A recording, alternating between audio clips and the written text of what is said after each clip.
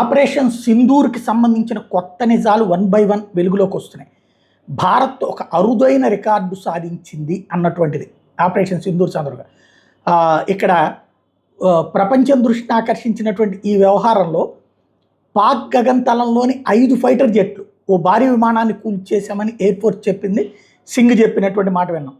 దీనిలో ఓ విమానాన్ని ఏకంగా 300 కిలోమీటర్ల అవతల నుంచే ధ్వంసం చేశారట. అంటే దగ్గరికి వెళ్ళి కొట్టడం కాదు, 300 కిలోమీటర్ల అవతల నుంచి, అంటే ఇండియాలో నుంచి పాకిస్తాన్లో రన్ అవుతున్నటువంటి దాన్ని లేపేశారు.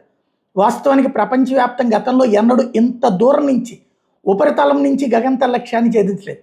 అంతకుముందు కూల్చిన లక్ష్యాల్లో 200 కిలోమీటర్ల దూరం అత్యధికం. 2024 ఫిబ్రవరిలో రష్యాకు చెందిన A-50 నిఘా విమానాన్ని ఉక్రెయిన్ గగనతల రక్షణ వ్యవస్థ 200 కిలోమీటర్ల దూరం నుండి కూల్చేసింది. అదే ఇంతవరకు అత్యధిక రికార్డు.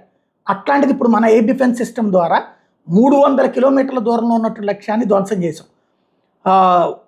ఇది అప్పట్లోనే ఉక్రెయిన్ వాళ్ళు సుఖోయ్ 27 యుద్ధ విమానాన్ని కొట్టారు. రష్యాకు చెందిన S-400 ద్వారా 150 కిలోమీటర్ల దూరంలో ఉండగా పేల్చారు.